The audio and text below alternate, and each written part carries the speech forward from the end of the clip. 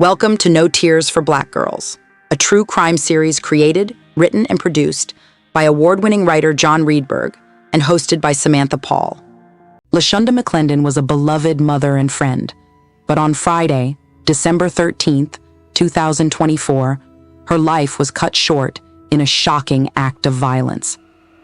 It all started outside a convenience store in South Charlotte, where McLendon got into an altercation with Ebony Makisa Rahman.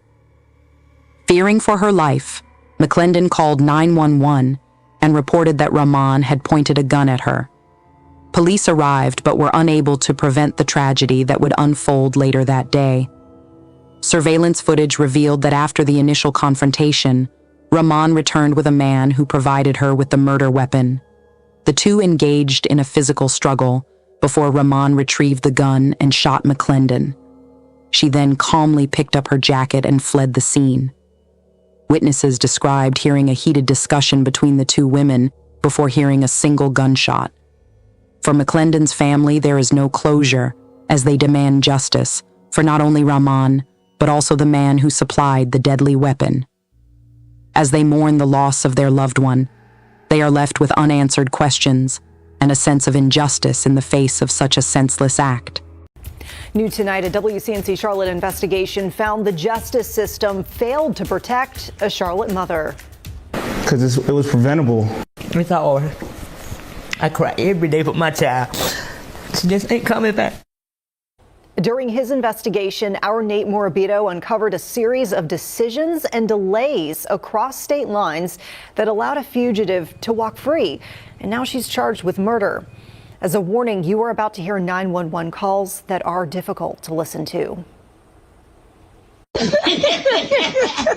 She was a good girl. Lashunda McLendon Her personality brought everybody close. treated her phone She was just always there to comfort you. like a lifeline, a way of staying connected to her family. When she'd call, her kids would listen. My last phone call was my Wednesday with her. On December 13th, McLendon's calls ended forever. This girl just actually pulled the gun out on me and pointed it in my face. But not before she first dialed 911 to report Ebony Rahman, an acquaintance she says threatened her life. Around 7:30 that morning, She needs to be going to jail. Charlotte Mecklenburg police responded to her plea for help. The responding officer took Rahman into custody, but not to charge her with any crime connected to the threat.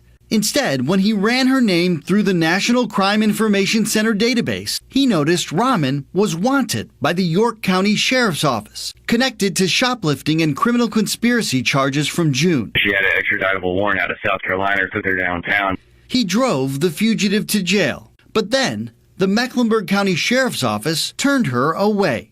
The officer returned Rahman to the scene. Let me get my friend inside. Less than 3 hours after McLendon called 911, She's bleeding. 3 more people called dispatch, She just shot it and then drove off. all as the 42-year-old begged for help. Please come. Please come on. Please come on. Please come on. Please. Yes, now. You okay?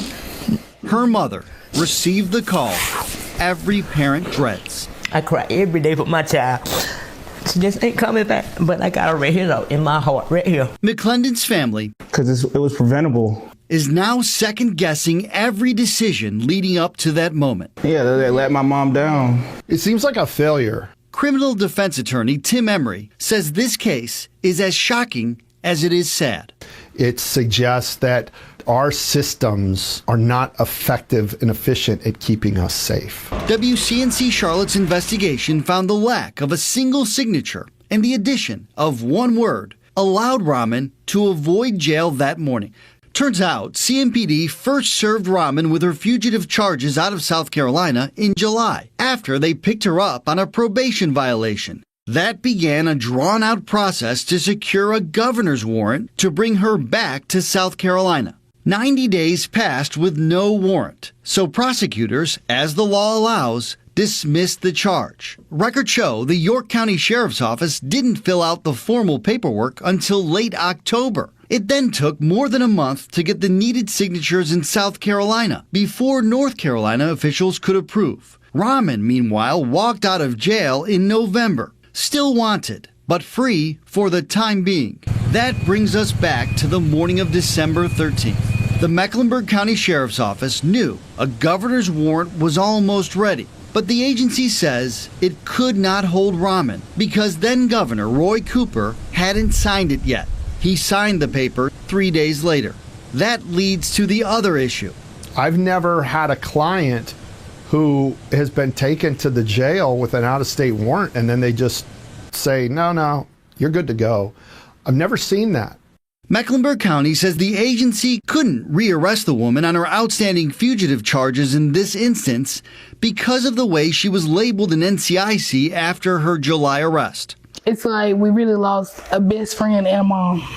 Lashunda McLendon's family is now paying the price. Their mom's voice silenced, but using theirs to make a call of their own. I pray that the police system don't let another family down like they let us down. The York County Sheriff's Office told us an uncommon MCSO policy, not the law, is why Mecklenburg County didn't hold Rahman while awaiting the governor's warrant. MCSO told us the agency, quote, empathizes with the family, but after a thorough review, all policies and procedures were followed. Thank you for listening to No Tears for Black Girls. Please download the Alive Podcast app and follow us on all major podcast platforms to stay updated with our latest content.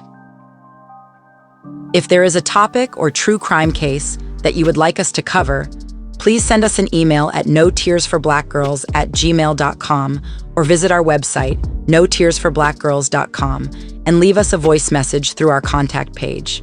And always remember, stay loved, stay blessed, and be safe.